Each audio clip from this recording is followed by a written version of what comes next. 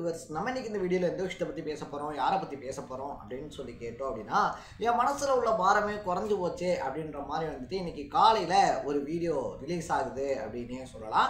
இந்த வீடியோ வந்துட்டு பார்த்தோம் அப்படின்னா எனக்கு மட்டும் கிடையாது, சினிமா ரசிகர்கள் பலருக்குமே வந்துட்டு பார்த்தோம் அப்படின்னா ஒரு பெரும் நிம்மதியை கொடுத்துருக்கு அப்படின்னு தான் சொல்லணும்.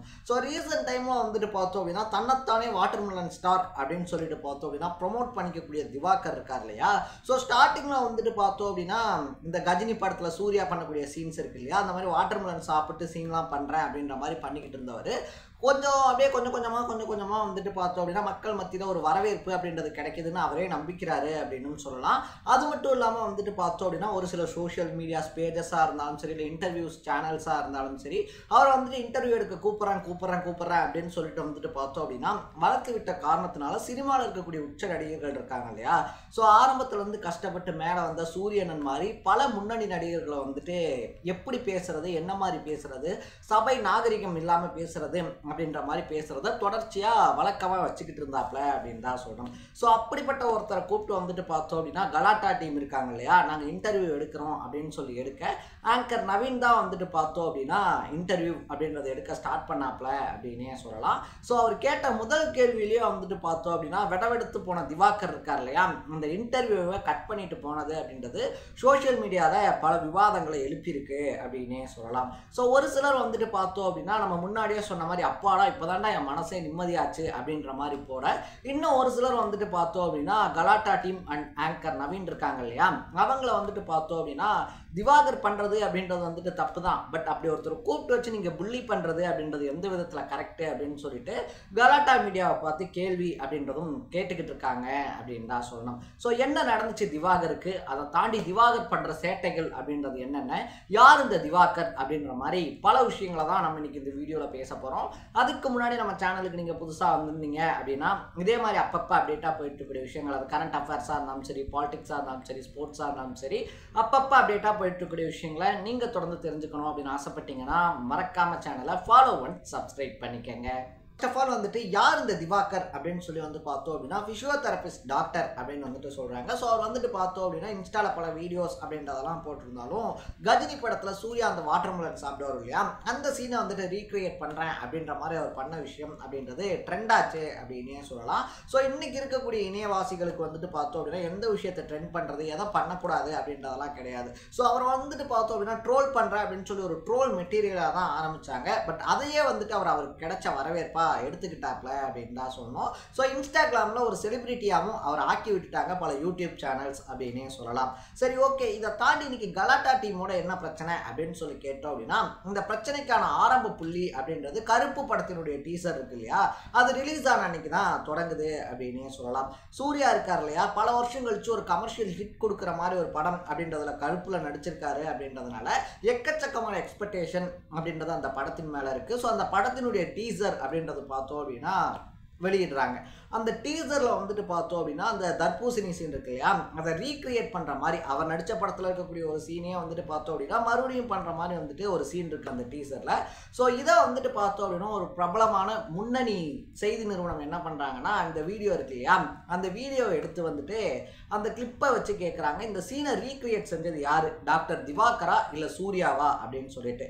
ஏன்னா இந்த டீசர் வெளியே வந்ததுக்கு அப்புறமா திவாகர் அவருடைய சோஷியல் மீடியா பேஜ்ல என்ன சொல்றாரு அப்படின்னா என்னுடைய சீனை தான் வந்துட்டு படத்துல ரீக்ரியேட் பண்ணிட்டாங்க அப்படின்ற மாதிரி தற்குனித்தனமா பேசுறாரு.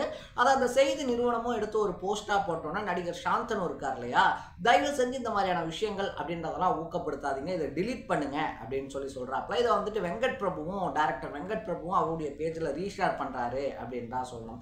இதை பார்த்து கொதிச்சு போன நம்ம வாட்டர்மெலன் ஸ்டார் திவாகர் வந்துட்டு பார்த்தோம் அப்படின்னா மறுபடியும் அவருடைய சோஷியல் மீடியா பேஜில் போயிட்டு ஏன் சாந்தனு உங்களுக்கு என்ன பார்த்தா பொறாமையா இருக்கா, நான் வந்துட்டு உங்களோட வயசுல சின்ன பையன், ஒரு வளரக்கூடிய கலைஞன், உங்களுக்கு வாய்ப்பு இல்லை அப்படின்றதுனால வந்துட்டு நான் வளரக்கூடாதுன்னு நினைக்கிறீங்களா, நீங்க ஏன் இதை வந்துட்டு ரீஷேர் செஞ்சீங்க வெங்கட் பிரபு, உங்களுக்கு தைரியம் இருந்தால் எனக்கு நடிக்கிறதுக்கு வாய்ப்பு கொடுத்து பாருங்க, அப்போ தெரியும் என்னை பற்றி அப்படின்ற மாதிரி கண்டமேனிக்கு பேசுறாப்ல அப்படின்னே சொல்லலாம்.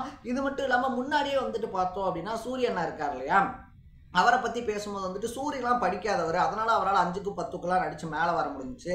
பட் நானும் வந்துட்டு ரொம்ப படித்தவன், அதனால் என்னால் அவ்வளோக்கெலாம் நடிக்க முடியாது, இத்தனை லட்ச ரூபாலாம் இருந்தால் தான் என்னால் நடிக்க முடியும் அப்படின்ற மாதிரி ஒரு இன்டர்வியூவும் கொடுத்துருந்தாப்புல. இவர்கிட்ட இருக்கக்கூடிய ரொம்ப பெரிய பிரச்சனையே என்ன அப்படின்னா, நான் தான் பெரியவன் அப்படின்ற மாதிரி வந்துட்டு கடின உழைப்பினால மேலே வந்த எல்லாத்தையுமே மட்டம் தட்டுற மாதிரி பேசுறது இருக்கு இல்லையா, அவங்களும் நான்லாம் சேம் கிடையாது அப்படின்ற மாதிரி பேசுவாப்புல. அந்த வீடியோவில் கூட வந்துட்டு பார்த்தோம் அப்படின்னா, நான் ஒரு நாளைக்கு ஹீரோ ஆகிடுவேன், அதுவும் சூர்யாவை விட பெரிய ஹீரோ ஆகுவேன், ஆனால் நீங்களாம் நினைச்சாலும் டாக்டர் ஆக முடியுமா அப்படின்ற மாதிரிலாம் பேசி ரொம்ப பெரிய சர்ச்சையை ஏற்படுத்தியிருந்தாரு அப்படின்னு தான் சொன்னோம். ஸோ அதனுடைய தொடர்ச்சியாக தான் இன்னைக்கு கலாட்டால ஒரு இன்டர்வியூ அப்படின்றது நடக்குது.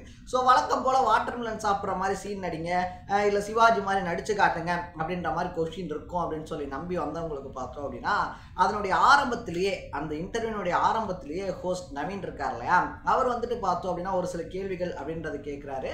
ஆரம்பத்தில் வாமா போமா அப்படின்னு சொல்லி பேசும்போது நீங்கள் இங்கெல்லாம் வந்துட்டு பார்த்தோம் அப்படின்னா வாமா போமா அப்படின்ற மாதிரி வந்துட்டு லவ்வபிள் வேர்ட்ஸ் இருக்கு இல்லையா, அதெல்லாம் வந்துட்டு யூஸ் பண்ணுறீங்க.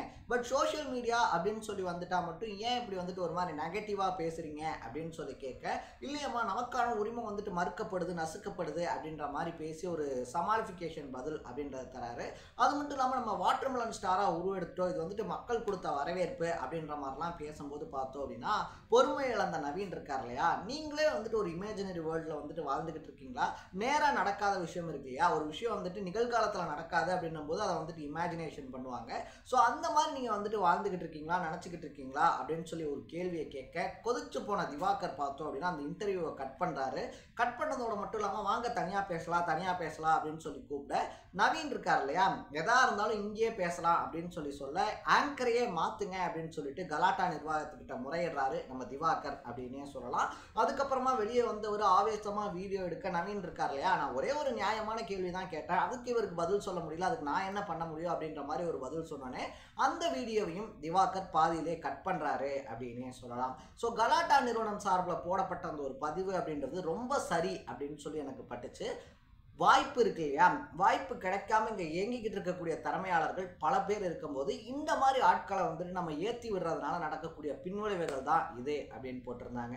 ஸோ இன்னும் வந்துட்டு இப்படியான ஆட்கள் இருக்காங்க இல்லையா, அவங்கள ஊக்குவிச்சுக்கிட்டே இருக்கும். இதே மாதிரியான மீடியாக்கள் லைக் கலாட்டாவாக இருந்தாலும் சரி, பிகைன் உட்ஸாக இருந்தாலும் சரி, இதே மாதிரியான மீடியாக்கள் வந்துட்டு இப்படி திறமை இல்லாத ஒருத்தர் வந்துட்டு தொடர்ந்து பேட்டி எடுக்கிறதன் மூலியமாவோ, இல்லை அவர் பண்ணக்கூடிய சின்ன சின்ன விஷயங்களை தங்களுடைய சேனலில் போட்டு ப்ரொமோட் பண்ணுறதன் மூலியமா, பெரிய ஆளாக்கி வர்றதன் மூலியமாவோ, இந்த சினிமா இண்டஸ்ட்ரியாக இருந்தாலும் சரி, இல்லை இந்த யூடியூப் இண்டஸ்ட்ரியாக இருந்தாலும் சரி, இந்த மாதிரி திறமை இல்லாதவர்களை தான் அதிகமாக வளர்க்குறதே தவிர திறமை இருக்கக்கூடியவங்களை தொடர்ந்து ஓரம் கட்டிக்கிட்டே தான் இருக்குது அப்படின்னே சொல்லலாம். ஸோ எனக்கு இன்றைக்கி அந்த வீடியோவை பார்க்கும்போது இனிமேலாச்சும் அட்லீஸ்ட் திவாகர் இருக்கார் இல்லையா, இந்த மாதிரி நடந்துக்க மாட்டார் அப்படின்னு சொல்லி தோணுது.